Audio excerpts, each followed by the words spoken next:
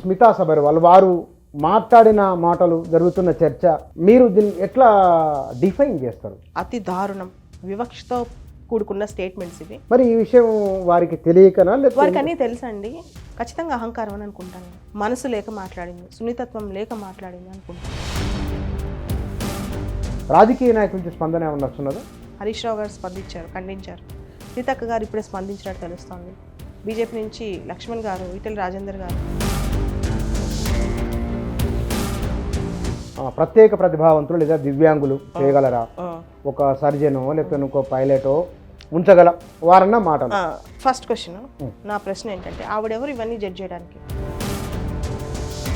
వారు ఒకవేళ వ్యాఖ్యలు వెనక్కి తీసుకోకుండా ఎట్లా స్టాండ్ అయి ఉంటా అంటే అప్పుడు ఇప్పుడు జస్ట్ నేను కాదు, సమాజం మొత్తం వస్తుంది బయటికి. ఆల్రెడీ స్టార్ట్ అయింది. నా ప్రాణం పోయినా సరే దీనికోసం నేను పోరాడటానికి సిద్ధంగా ఉన్నాను. అంటే మీరు కోచింగ్ ఇస్తున్నారు అని ట్వీట్లో రాసిండ్రు, మీరు ఆమెతో ఎందుకు పెట్టుకున్నారు అని అన్నారు కదా. ఎందుకు పెట్టుకుంటే భయం అనే నాకు అదే కదా. ఆవిడ ఏదైనా దేనికైనా రెడీ. ఆవిడ చాలా ఎవరిని సీఎం కూడా కేర్ చేయరామా, సీఎం గారిని కూడా కేర్ చేయరు. సీతకు ముందే కాలు మీద కాలేసి కూర్చున్నారు.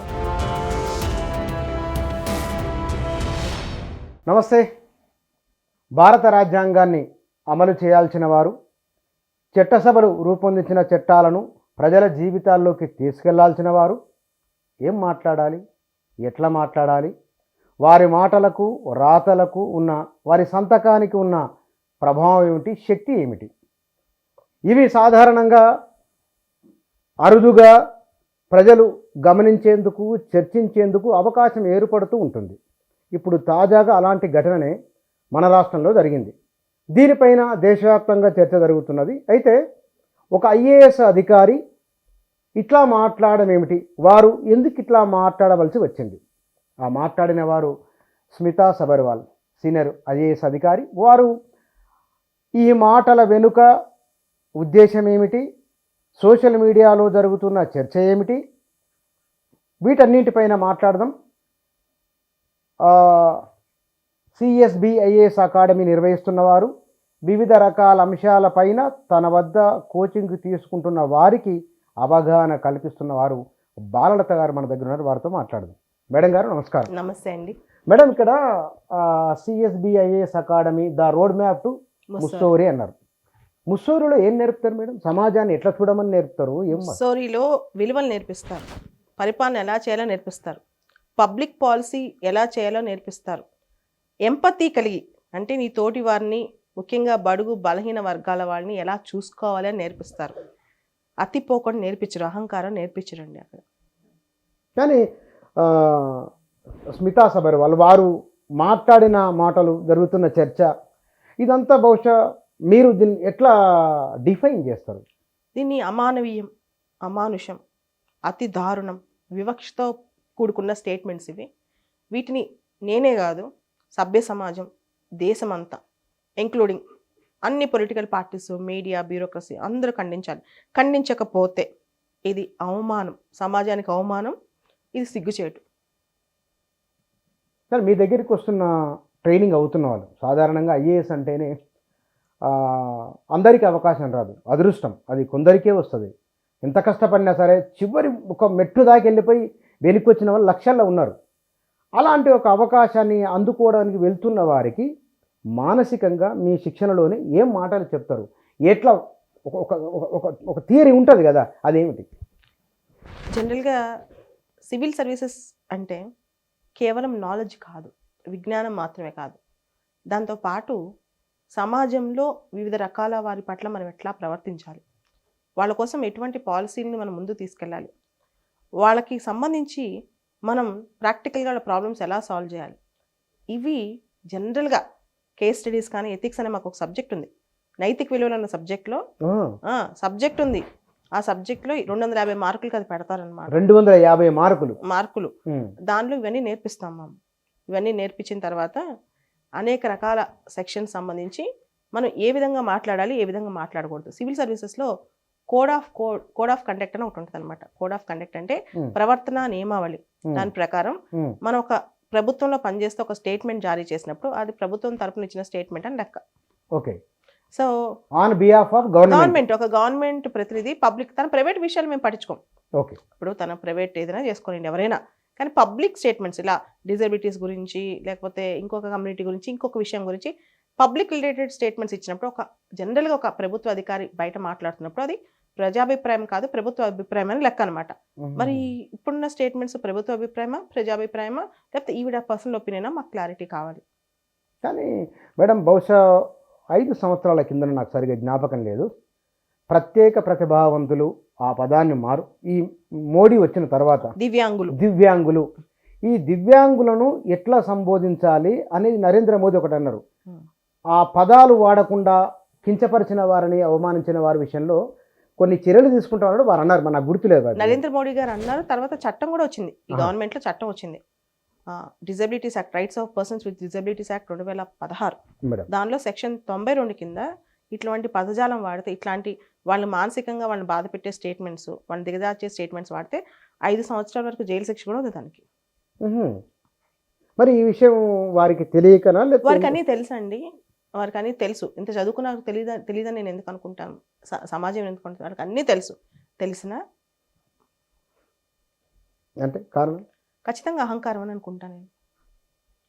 సాధారణంగా అధికారం అనేది బాధ్యత, పదవులు రాజకీయాల్లో ఉండేవి. హ్యూమన్ బీయింగ్స్ పెద్ద స్థాయిలో తల్లి హృదయంతో ఉండాలి, తండ్రి హృదయంతో ఉండాలి అనుకుంటాం కదా, అనే ఒక భావన ఉంటుంది కదా. కొంచెం వారు ఈ విషయంలో ఎందుకు మరీ కొంచెం మళ్ళీ రీట్వీట్ చేయడం, దానిపైన కౌంటర్ చేయడం?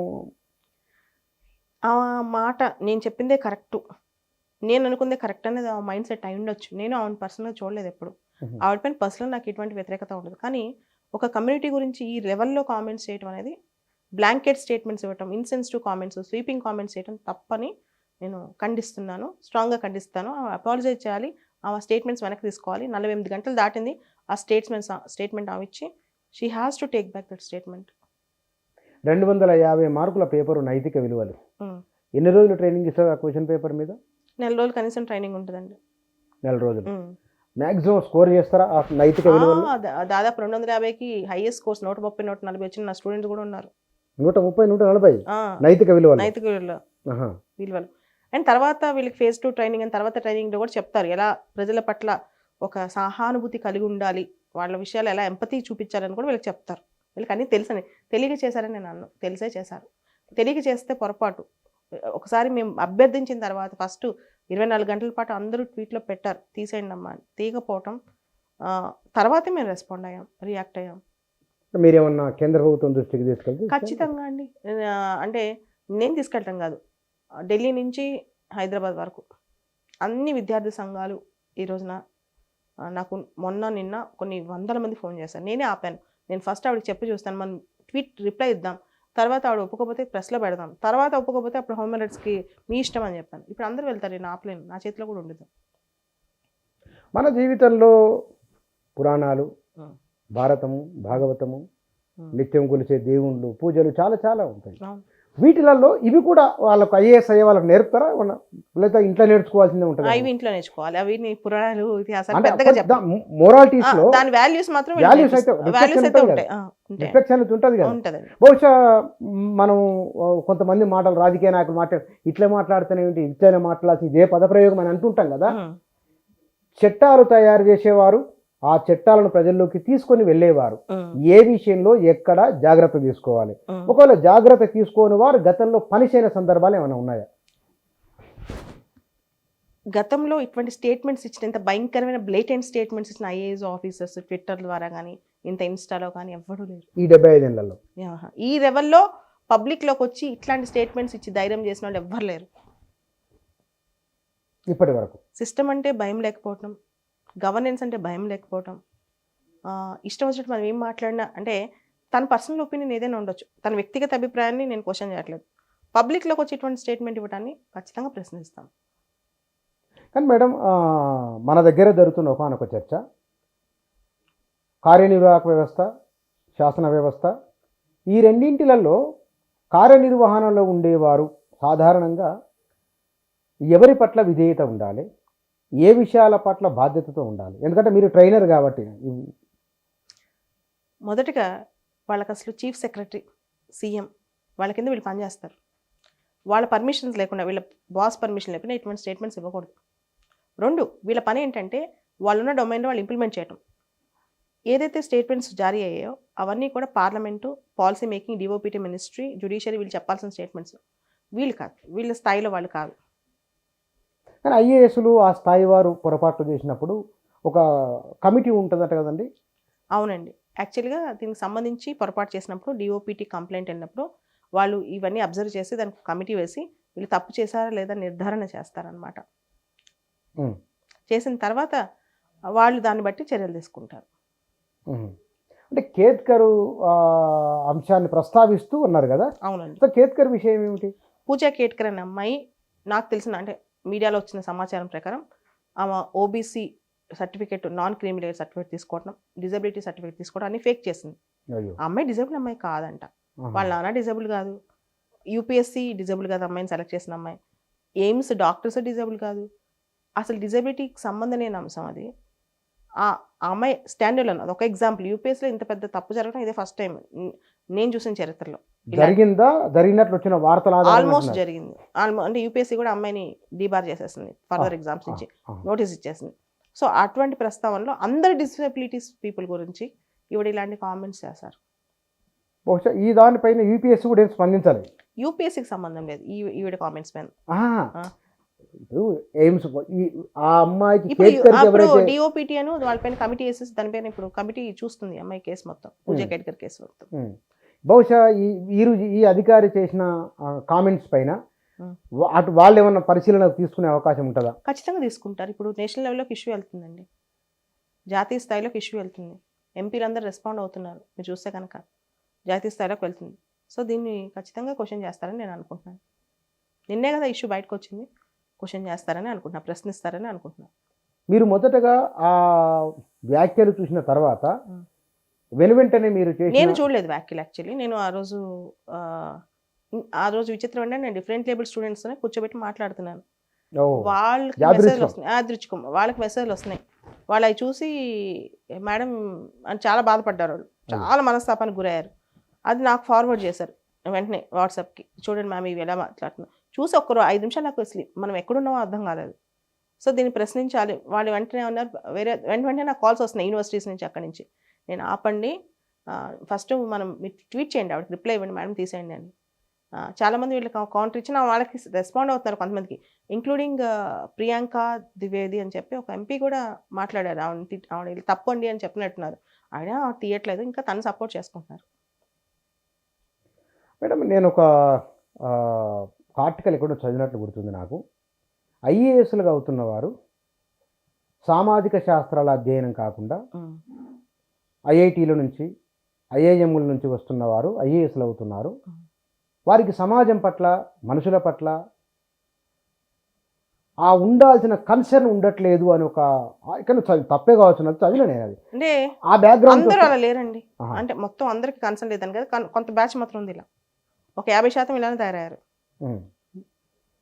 ఇప్పుడు ఈవిడ్ని ఎవరన్నా ఒకళ్ళు ముందుకు వచ్చి ప్రశ్నించకపోతే ఇలాంటి స్టేట్మెంట్స్ అందరిపైన ఇస్తారు. ఈరోజు నా మీద ఇచ్చారు, ఈ కమ్యూనిటీ మీద ఇచ్చారు, రేపు మీ కమ్యూనిటీ మీద ఇస్తారు. ఆవిడకున్న అభిప్రాయాలన్నీ ప్రపంచానికి రుద్దుతారు. ఆవిడ పర్సనల్ ఒపీనియన్స్ రిజైన్ చేసి వచ్చి మాట్లాడుకోవాలి, పబ్లిక్ ఒపీనియన్స్ ఇవ్వకూడదు ఆవిడ. మీరు ట్రైనింగ్ ఇచ్చేటప్పుడు బహుశా గ్రామీణ ప్రాంతాల నుంచి, వ్యవసాయ కుటుంబాల నుంచి సివిల్ సర్వీస్కి వచ్చిన వాళ్ళు విధానాలు తయారు చేసేటప్పుడు కానీ, కొత్త కొత్త పథకాలు రూపకల్పన చేసి, మనం జాతీయ గ్రామీణ ఉపాధి హామీ ఉంది, దేశంలో కొన్ని కోట్ల మందిని నిలబెట్టగలిగింది. అది ఒక ఐఏఎస్ ఆలోచనే కదా. అట్లాంటి వాళ్ళు అంటే గ్రామీణ నేపథ్యం లేని కారణంగా, లేదా ఈ కమ్యూనికేషన్ టెక్నాలజీ కారణంగా, నిరంతర అధ్యయనం లేని కారణంగా ఇట్లా మాట్లాడింది అనుకోవచ్చా మాటలు అట్లా వారు? లేదండి, అంటే వీళ్ళకి ఐఏఎస్ ట్రైనింగ్లో ఫీల్డ్ స్టడీకి తీసుకెళ్తారు, గ్రామీణ ప్రాంతాల్లో ఒక వారం ఉంచుతారు, అన్నీ చూపిస్తారు. మనసు లేక మాట్లాడింది, సున్నితత్వం లేక మాట్లాడింది అనుకుంటాం. ఆవిడ ఇండివిజువల్ లెవెల్లో ఆవిడ మైండ్ సెట్ అది అనుకుంటాను. సున్నితత్వం లేక మాట్లాడిందంటే అంటే సెన్సిటివిటీస్, ఆవిడ ప్రాబ్లమ్స్ని ఆవిడ అంత చులకన చూపనిపిస్తుంది నాకు. చులకన చూపానండి ఖచ్చితంగా. ఇది అంటే ఎంపతి, సింపతి లేకుండా ఎన్నో కష్టాలు పడి, సామాజికంగా ఎన్నో బాధలు ఎదుర్కొని వీళ్ళు సివిల్స్ పరీక్ష రాయటానికి వచ్చారంటేనే గొప్ప, ఈవిడికంటే గొప్పే. అన్నీ ఉన్న వాళ్ళకంటే కూడా వీళ్ళు కష్టాలు పడి అక్కడ దాకా వచ్చారంటే గొప్ప. వాళ్ళని పట్టుకుని బ్లాంకెట్గా వీళ్ళు దేనికి పనికిరారు, ఇవి ప్రీమియర్ పోస్టులు. అసలు ఐఏఎస్ ఐపీఎస్ ప్రీమియర్ పోస్టులని యూపీఎస్సీ చెప్పలా. సివిల్ సర్వీసెస్ అంది, servant. We're called as civil servants. దేశానికి సేవ్ చేయడానికి వచ్చిన వాళ్ళం, మాస్టర్లు కాదు మేము. ఎవరు సివిల్స్ మాస్టర్స్ కాదు. దేశాన్ని పరిపాలించడానికి రాలే, సేవ చేయడానికి వచ్చారు. బ్రిటిష్ వాళ్ళు పరిపాలించడానికి వచ్చారు, మనం సేవ చేయడానికి ఉన్నాం. ఆ తేడా గమనించాలి. మీరు ఎన్నాళ్ళుగా కోచింగ్ తీసుకున్నారు? 4-5 ఏళ్ళ నుంచి ఉన్నానండి. 4 ఏళ్ళు. మీ స్టూడెంట్స్ ఐఏఎస్ అయ్యిందా? చాలా మంది అయ్యారు. బహుశా నా స్టూడెంట్స్ ఇంత దారుణంగా ఉంటుంది. వాళ్ళకి వాల్యూస్ చెప్పే బయటకు పంపుతాను. వాల్యూస్ లేకపోతే నా స్టూడెంట్ అని కూడా నేను మాట్లాడుతున్నాను వాళ్ళ గురించి. డజన్ ఉంటారా ఐఏఎస్? చాలా మంది ఉంటారు. డజన్ కాదండి, చాలా మంది ఉంటారు. 4 ఏళ్లలోనే చాలా మంది ఉంటారు. ఓకే, కంట్రీ వైడ్, దేశం మొత్తం ఉన్నారు నా స్టూడెంట్స్. ఓకే. వారేమన్నారు ఈ చర్చ మీద? వారు ప్రతి ఒక్కళ్ళు, వారే కాదు, చాలా మంది తెలంగాణ నుంచి కూడా మంచి పని చేసాం. ఆవిడ క్వశ్చన్ చేయడానికి ఎవరు లేక ఇలా అందరి గురించి రాస్తుంది, ఈవిడ కాంట్రవర్సీస్ చేస్తుంది, కనీసం క్వశ్చన్ చేసామని. ఇప్పుడు అందుకని నన్ను పర్సనల్ అటాక్స్ చేయడం మొదలెట్టారు ఆ ట్విట్టర్లో. నేను పర్సనల్గా పంపాను, అటాక్ చేయాలి. పర్సనల్ చేయాలంటే పంపాను, చాలా ఉన్నాయి, కానీ నేను ఏమీ చేయలేదు. ఒక ఇష్యూ మీద ట్వీట్ తీసామని గట్టిగా మాట్లాడాను అంతే. చాలా ఉన్నాయంటే నేను ఇప్పుడు ప్రస్తుతం మాట్లాడను. అవును, నిజంగా ఆవిడ ట్వీట్ తీయకపోతే, గవర్నమెంట్ పైన యాక్షన్ తీసుకోకపోతే మాత్రం నేను మాట్లాడను. మొత్తం అందరు సమాజం దగ్గర చాలామంది ఆ గురించి డీటెయిల్స్ అన్ని కలెక్ట్ చేసి పెట్టుకుంటున్నారు, వాళ్ళే బయటకు తీస్తారు. నా దాకా కూడా అవసరం లేదు, నేను దాకా అవసరం లేదు. అంటే కొంచెం మీరు మడతా ఉంది మాటలు. లేదండి, అది సమాజం సమస్య. వాళ్ళు వస్తారు బయటికి, సమాజంలో పెద్ద సమస్య అవుతుంది ఇది. ఇంకా ఇలాంటి colonial mind sets, draconian mind sets ఇంకా ఊరుకోరు. సమాజం కూడా, ప్రజలు కూడా ఊరుకోరు అనుకుంటున్నారు. కానీ చాలామంది ఈరోజు మీరు చూసుంటారు, 90% మంది ఆవిడ అపోజ్ చేస్తున్నారు సొసైటీలో. సున్నితత్వం కోల్పోయింది అని అంటే అన్నారు కదా మీరు. సున్నితత్వం ఎందుకు కోల్పోతారు? ఏం రీజన్ ఏదో ఉండాలి కదా. కష్టాలు తెలియకపోవటం కావచ్చు, లేకపోతే ఒక మంచి పొజిషన్స్ అనుభవించడం వల్ల కావచ్చు, భూమి మీద బతకలేక కావచ్చు. అంటే భూమి తెలియకపోవడం, గ్రాస్ రూట్ లెవెల్లో ఈ కొన్ని సంవత్సరాల నుంచి లేకపోవడం వల్ల కావచ్చు, లేకపోతే గవర్నమెంట్ ఆవిడకి ఇచ్చిన ఎక్కువ ప్రివిలేజెస్ వల్ల కావచ్చు. గవర్నమెంట్ బాగా బాగా బాగా చూసుకుంది ఆవిడ్ని, అది కూడా కారణం కావచ్చు. ఇంకా సామాన్యుడు కళ్ళ కనిపించిపోవడం మేబీ అయి ఉండొచ్చు అని అనుకుంటున్నా. నాకు తెలియదు, నేను ఊహించుకుంటున్నా. ఇప్పుడు మొత్తం ఇదంతా సంఘటనలు చూసిన తర్వాత నా ఊహ ఇది అంతే. తిరిగి మళ్ళీ ఏదో మీరు సవాల్ వేసింది కదా ఎగ్జాము రాయడం వల్ల తాను ఏజ్ రిలాక్సేషన్ ఉంటుంది, నేను రాయలేదు అన్నట్టు మళ్ళీ కొత్తగా ట్వీట్ ఇంకోటి వైరల్ అవుతుంది. చేసుకోనివ్వండి. రాజకీయ నాయకుల నుంచి స్పందన ఏమన్నా వస్తున్నదా? ఈరోజు స్టార్ట్ అయిపోయిందండి. ఈరోజు బీజేపీ నుంచి నాకు చాలామంది రాత్రి కాల్ చేశారు, ఆల్మోస్ట్ అందరూ కాల్ చేశారు. మేమందరం నీతో ఉన్నామని చెప్పి చాలామంది కాల్ చేశారు నైట్. అందరూ స్పందిస్తున్నారు. హరీష్ రావు గారు స్పందించారు, ఖండించారు. సీతక్క గారు ఇప్పుడే స్పందించినట్టు తెలుస్తోంది. బీజేపీ నుంచి లక్ష్మణ్ గారు, ఈటెల రాజేందర్ గారు అందరూ స్పందిస్తున్నారు. కాంగ్రెస్ నుంచి అనిల్ యాదవ్ గారు, అందరూ తప్పు ఆవిడ చేసిన మాత్రం తప్పనే చెప్తున్నారు. అంటే దాంట్లో ఆమెన్న మాటలలో కష్టపడి పని చేయాల్సి ఉంటుంది అనే విషయం ఒకటి, క్లిష్ట పరిస్థితులలో పనిచేయాల్సి ఉంటుంది మరొక పదం, తర్వాత కఠోరమైన పరిస్థితుల మధ్య పనిచేయవలసి వస్తుంది, ప్రత్యేక ప్రతిభావంతులు లేదా దివ్యాంగులు చేయగలరా, ఒక సర్జనో లేకపోతే ఇంకో పైలటో ఉంచగల వారన్న మాటలు. ఫస్ట్ క్వశ్చన్, నా ప్రశ్న ఏంటంటే ఆవిడెవరు ఇవన్నీ జడ్జ్ చేయడానికి? వాళ్ళు ఏది ఫిట్గా ఉన్నారో ఏది ఫిట్గా లేదో ఆవిడెవరు ఇదన్నీ క్వశ్చన్ చేయడానికి? First thing. రెండోది, ఒకవేళ పాలసీ చేయాల్సి వస్తే ప్రభుత్వం. మూడోది, ప్రభుత్వం తరపున పనిచేస్తూ అభిప్రాయాలు అలా లక్షల మందికి తోసేస్తే రేపు వీళ్ళకి ప్రైవేట్ ఉద్యోగాలన్నీ వస్తాయా? 4, నేను నా గురించి ఆలోచించట్లేదు ఈ విషయంలో, నా సమాజం గురించి ఆలోచిస్తున్నాను. సమాజం అందరూ కూడా డిజేబుల్డ్ వాళ్ళని ఎలా చూస్తారు? ఈ ట్వీట్ చదివిన తర్వాత, ఇది బయటకు వచ్చిన తర్వాత ఆవిడ పట్టించుకోవాలి కదా, ఆ మాత్రం జ్ఞానం ఉండి ఆలోచించాలి కదా. ఇది నా ప్రశ్న. ప్రజల కోసం వాళ్ళు కష్టాలు ఎదుర్కొన్నా సరే పనిచేసిన ఐఏఎస్లు ఒకరో ఇద్దరు ముగ్గురు ఉన్నారా ఈ వ్యాఖ్యలకు భిన్నంగా ఉన్నవారు? ఖచ్చితంగా కొంతమంది. ఒకరిద్దరు పేరు ఉదాహరించండి, నాకు 2-3 సంఘటనలు ఉదాహరించండి. చాలా మంది ఉన్నారండి. అంతెందుకు, నా స్టూడెంట్ కృష్ణతేజ ఐఏఎస్ ఈరోజు పవన్ కళ్యాణ్ గారు ప్రత్యేకంగా అబ్బాయిని ఆంధ్రాకి పిలిపించుకున్నారు. కేరళలో కోవిడ్ టైంలో అనాథలైన పిల్లలందరికీ వాళ్ళు చదివినంత వరకు చదివించడానికి అబ్బాయి అందరినీ స్పాన్సర్స్ ఇచ్చాడు. రీసెంట్గా అబ్బాయిని నేషనల్ చైల్డ్ రైట్స్ కమిషన్ అబ్బాయిని పొగిడింది, అవార్డు ఇచ్చింది. యూఎన్ వాళ్ళు పొగిడారు. కేరళ ఫ్లడ్స్ వచ్చినప్పుడు 2 లక్షల మందిని కాపాడాడని అవార్డు ఇచ్చారు. అలాంటి వ్యక్తులే నా స్టూడెంట్స్ ఉన్నారండి. నాకు అది గర్వకారణం. దానికోసం నేను బతుకున్నాను ఈరోజు వరకు.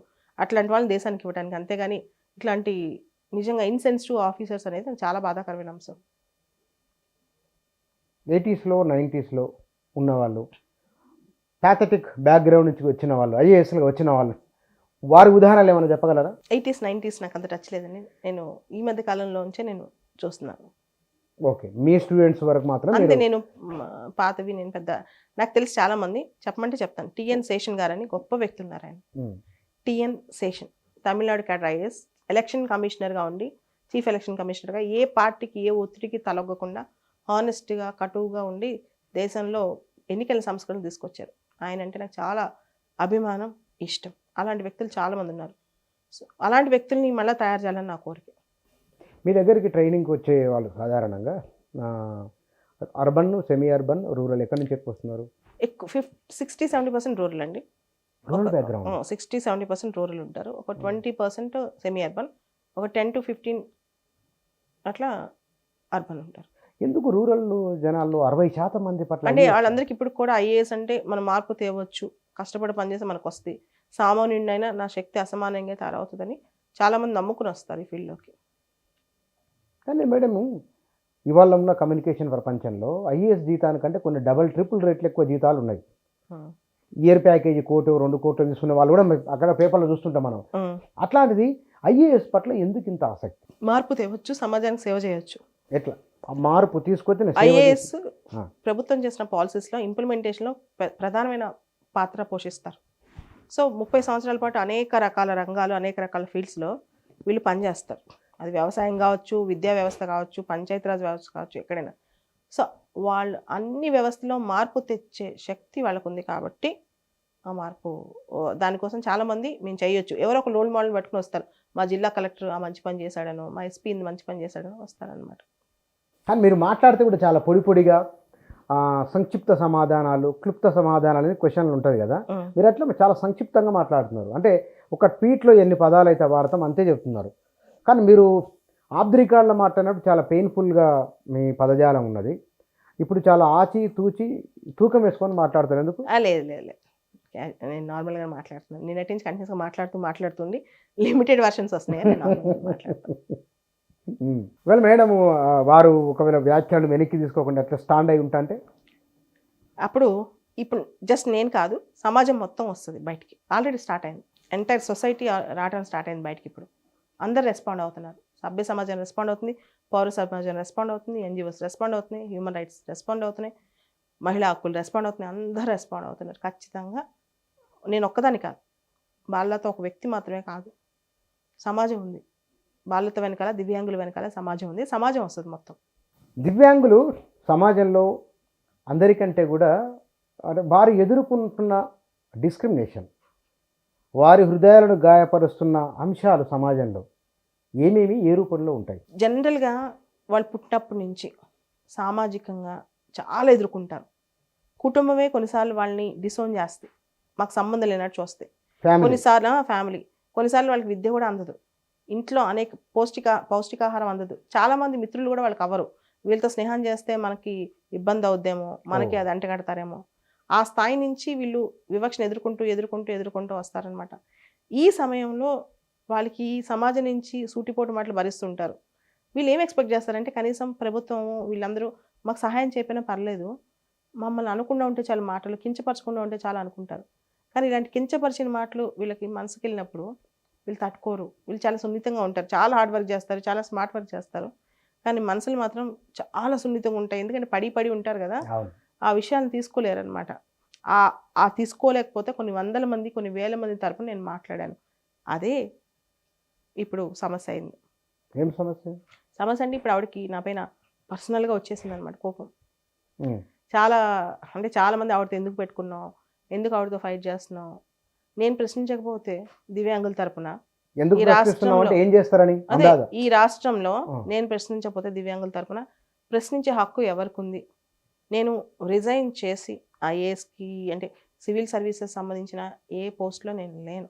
కంప్లీట్గా రిజైన్ చేసి వచ్చి నేను కోచింగ్ ఇన్స్టిట్యూట్ పెట్టుకుని నా పిల్లలకి చెప్తున్నాను. సమాజంలో దివ్యాంగులు వస్తే నేను ఫ్రీగా కోచింగ్ ఇస్తాను. అది ఆవిడకి తెలుసో తెలీదో నాకు తెలియదు. అవునా? నేను మొన్న పొద్దున 7 బ్లైండ్ అమ్మాయిలకి గ్రూప్ 1 మెయిన్స్ కోచింగ్ ఫ్రీగా ఇచ్చాను. 5గురికి ఏడుగురు బ్లైండ్ హాస్టల్ నుంచి వచ్చి అమ్మాయిలే అమ్మాయిలు అబ్బాయిలు మొత్తం బ్లైండ్ హాస్టల్ అమ్మాయిలు వచ్చారు, వాళ్ళు రిప్రజెంట్ చేస్తూ 3 అమ్మాయిలు, మొత్తం 7 ఉన్నాం మ్యామ్ అని చెప్పి. నిన్న 2 వచ్చారు, ఆదివారం, నిన్నంటే ఆదివారం రోజు, మొన్న 3 వచ్చారు. సో దివ్యాంగులకు నేను చేసే సేవ బయటికి నేను చెప్పను, చెప్పుకుంటే గొప్పతనం కాదు, చేయటం గొప్పతనం నేను నమ్ముతాను. ఆవిడకి ఏం తెలుసు అని కోచింగ్ సెంటర్ అని చెప్పి, కోచింగ్ సెంటర్ కామన్గా ఉన్నవాడికి దివ్యాంగులకు నేను చాలా చేస్తాను. అట్లాంటి వ్యక్తిని ప్రతి సంవత్సరం నేను సెలెక్ట్ చేసుకుని మరి ఒక దివ్యాంగుని సివిల్స్ కొట్టిస్తాను ఖచ్చితంగా. లాస్ట్ 3 ఏళ్ళ నుంచి చేస్తున్నాను, చరిత్ర కూడా మీకు చూపిస్తాను. వాళ్ళు ఇప్పుడు పెద్ద పెద్ద స్థాయిలో ఉన్నారు. వాళ్ళందరూ ఆ కమ్యూనిటీని పట్టుకుని ఇలాంటివి చేసేస్తే వాళ్ళందరూ నిరుత్సాహపడ్డారు. వాళ్ళందరూ ఇప్పుడు బయటికి రాలేరు, ఎందుకంటే ఈవిడ మాట్లాడినట్టు స్వతంత్రంగా ఐఏఎస్లు అయ్యి వాళ్ళు మాట్లాడకూడదు. కానీ నేను మాట్లాడాలి అందరి తరఫున, తప్పదు నాకు, అది తప్పదు. నాకు ఎంత నష్టం జరిగినా దీనివల్ల ఏం చేసినా సరే, నా ప్రాణం పోయినా సరే దీనికోసం నేను పోరాడటానికి సిద్ధంగా ఉన్నాను. అంటే మీరు కోచింగ్ ఇస్తున్నారు అని ట్వీట్లో రాసిండ్రు, మీరు ఆమెతో ఎందుకు పెట్టుకున్నారు అని అన్నారు కదా, ఎందుకు పెట్టుకుంటే భయం అనే నాకు అదే కదా. ఆవిడ ఏదైనా దేనికైనా రెడీ, ఆవిడ చాలా ఎవరిని సీఎం కూడా కేర్ చేయరామా, సీఎం గారిని కూడా కేర్ చేయరు. సీతకు ముందే కాలు మీద కాలేసి కూర్చున్నారు. ఇలాంటి వ్యక్తితో మీరు పెట్టుకుంటారా? ఆవిడ అసలు ఆవిడ పెట్టుకుని బతకగలరా? చాలా మంది ఐఏఎస్లు సపోర్ట్ ఉంది, ఆ వెనకాల ఐఏఎస్ అసోసియేషన్ ఉంది. ఇట్లాంటి మాటలు వస్తున్నాయి అన్నమాట బయటికి. చాలా మంది రాత్రి చాలా మంది అనుకున్నారంటే అసలు బాలలతకి ఏం సంబంధం, ఎవరు రాలేదు, ఆమె ఎందుకు వచ్చింది బయటికి, ఆమెకేం సంబంధం, ఆమెకేం లాభం ఉంది దీనిలో, ఇవన్నీ మాటలు అడుగుతున్నారంటే పర్సనల్గా నాకు చాలా మంది కాల్ చేసి చెప్తున్నారనమాట, ఎంక్వైరీ చేస్తున్నారనమాట. చేసినా సరే, నాది ఏం జరిగినా సరే, నేను ఇక్కడ కాకపోతే భూమి మీద ఎక్కడైనా, ఎందుకంటే నేను టాలెంట్ నమ్ముకుందాన్ని, ఎక్కడైనా ఏది చేసినా బతుకుతాను. కానీ ఈ విషయంలో మాత్రం నా సమాజం కోసం నేను ఎంచుకోకపోతే నేను బ్రతుకుండి వ్యర్థమని నమ్ముతాను. మీకు కూడా చాలా మంది ఐఏఎస్లు పరిచయం, అందరికి చెప్పాను. కానీ విషయం ఏంటంటే ఈ మొత్తం ఫీల్డ్లో, ఈ మొత్తం సివిల్ సర్వీసెస్ దీనిలో బయటకు వచ్చి మాట్లాడడానికి దమ్ము ధైర్యం ఉన్న ఐఏఎస్లు తక్కువ. ఎవరికైనా ఉద్యోగ భయం ఉంటుంది, ఉద్యోగ భయం కదా, సంఘీభావం చెప్తారు, మేడం మీరు ముందు ఉండండి, మీరు చేయండి, మీరు మంచి పని చేస్తున్నారని. కానీ బయటకు వచ్చి బాలత మ్యామ్ నేను సపోర్ట్ చేస్తున్నాను చెప్పడానికి ధైర్యం కావాలి కదండి. ఆ ధైర్యం తక్కువ ఉంది సమాజంలో. దమ్ము లేనప్పుడు బతకడం ఎందుకని నాకు తెలియదు. నువ్వు ఎంత తిన్నా నువ్వు మనిషివి, ఫస్ట్ నీ మనిషిగా నువ్వు ప్రూవ్ అవ్వాలి. నీ మనిషిగా నువ్వు దివ్యాంగుల కోసం ఒక్క మాట చెప్పలేని వ్యక్తి సమాజం ఎందుకు, ఈ రాష్ట్రం ఎందుకు, పాత సీఎం ఎందుకు, కొత్త సీఎం ఎందుకు? నా క్వశ్చన్ ఏంటంటే గవర్నెన్స్ ఎందుకు? ఒక most vulnerable section is a different label section, most vulnerable, భూమి మీద అందరికంటే వల్నరబుల్ సెక్షన్. వాళ్ళ కోసం నువ్వు ఒక మాట ఈరోజు చెప్పలేకపోతున్నావే. 24 గంటల నుంచి నేను చెప్తూ ఉన్నా, ప్రతి మీడియాలో మాట్లాడుతున్నా, మాట్లాడి నా గొంతు పోతుంది. కానీ ఆమెను ఖండించి ఆమె చేత ట్వీట్ నేను తీయించలేకపోయాను. నాకేం వద్దు, ఆమె ట్వీట్ తీసేసి డిఫరెంట్ లేబుల్ వాళ్ళు నేను ఆ ట్వీట్ని సారీ అని చెప్తే చాలు, ఆమె ఏమీ కోరట్లేదు. అలా అడిగితే పర్సనల్ అటాక్స్ చేయడం అనేది చాలా తప్పు. ఇది క్వశ్చన్. అది పర్లేదు, అయినా I go to any extent, I'm ready to go to any extent, but I want to take her to, అంతే. తను ఆ విషయంలో, తన పర్సనల్ విషయంలో నేను ఇన్వాల్వ్ అవ్వను. ఆ విషయంలో తను చేసింది తప్పు 100%. సరే, వ్యక్తిగత విషయాలు మనకి ఎందుకు, వారికి ఉంటుంది. నా వ్యక్తిగత జీవితం నాకు ఉంటుంది, ఆవిడ వ్యక్తిగత జీవితం ఉంటుంది. కానీ పబ్లిక్ ఇష్యూస్ ఏదైతే ఒక కమ్యూనిటీ నువ్వు జడ్జ్ చేస్తూ చేసిన స్టేట్మెంట్స్, ఐ కెనాట్, మేము దాన్ని అసలు టాలరేట్ చేసే విధానమే లేదండి. To what use has she put her privilege of disability quota ? వారి ట్వీట్ అని మన వాళ్ళకు ప్రింట్ మీరు వదిలేసండి ఆ ట్వీట్ గురించి, ఎందుకంటే నేను దాని గురించి మాట్లాడాలనుకోవట్లేదు. మీరు ఖచ్చితంగా లైట్ తీసుకోండి. అండ్ ఇంకొకటి, ఇక్కడ కాకపోతే నేను మార్స్కి వెళ్ళి బతుకుతాను, చెప్తున్నాను. నా క్వశ్చన్ ఏంటంటే, అందరిని అడుగుతున్నాను, పాత సీఎం కేసీఆర్ గారు, కొత్త సీఎం రేవంత్ గారు, ఇద్దరు దీనిపైన స్పందించాలని నా రిక్వెస్ట్. స్పందించకపోతే ఈ సమాజంలో ఎవరికి ప్రొటెక్షన్ లేదు. ఎవరు వచ్చి ఎవరిపైన ఏ వ్యాఖ్యలైనా చేసేయచ్చు, ఎవరు వచ్చి ఏ వ్యక్తి పైన, ఏ కమ్యూనిటీ పైన వివక్షనే చూపించవచ్చు. స్పందించకపోతే ఇది వాళ్ళు దాన్ని ఏకీభవిస్తున్నట్టే లెక్క నేను నమ్ముతాను. చాలా సీరియస్ కామెంట్ అన్నారు మీరు. అవును, సీరియస్ కామెంట్ ఇది, డిస్క్రిమినేటరీ కామెంట్, వివక్ష చూపిస్తున్న కామెంట్ ఇది. నువ్వు పైలట్గా నేను సెలెక్ట్ చేస్తారా ఈ కమ్యూనిటీని, సర్జన్తో ట్రస్ట్ చేయించుకుంటావా అంటే ఏంటి అర్థం దానికి? చాలా serious comment. They have to. అంటే బహుశా మాజీ ముఖ్యమంత్రి కేసీఆర్, ప్రస్తుత ముఖ్యమంత్రి రేవంత్ రెడ్డి ఇద్దరూ స్పందించకుంటే గనక, అంటే వారు కూడా ఆమెకు మద్దతు ఇచ్చినట్లనే మీరు పరోక్ష భావన? ఖచ్చితంగా అండి, స్పందించాలి. ఇది సమాజానికి చెందిన అంశం, మీకు నాకు ఇండివిజువల్ సంబంధించిన వ్యక్తి అంశం కాదు. ఇది సమాజానికి సంబంధించిన అంశం, సమాజంలో చాలా అట్టడుగులున్న దివ్యాంగులకు సంబంధించిన అంశం. ఈ అంశంలో వాళ్ళు బయటకు రావాలి, కనీసం ఒక మాట చెప్పాలి.